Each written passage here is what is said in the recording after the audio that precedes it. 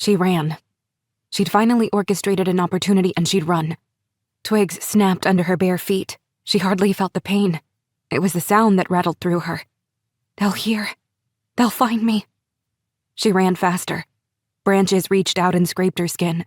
She slipped on some wet leaves but managed to stay on her feet. She couldn't breathe, but she kept going. To her left, she could hear cars.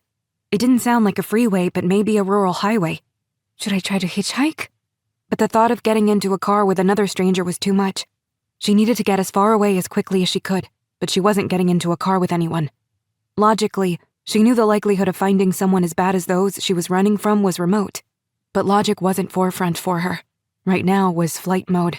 Survival. Darkness started to close around her like a cage. Go deeper into the woods and stay there tonight? She thought about rest, that she needed to stop and sleep at some point, but she couldn't get her legs to stop running. She'd run miles already. She'd probably collapse before finding enough control to get herself to stop. Lights in the distance. Flight mode subsided slightly. Her survival instincts screamed at her to stay away from people, but she knew she couldn't stay out here in the woods the rest of her life, however long that ended up being. If she were back home, she'd have a fighting chance. But she didn't know this area, what kinds of animals were native, which plants were edible. As she slowed her pace, she realized how cold it was.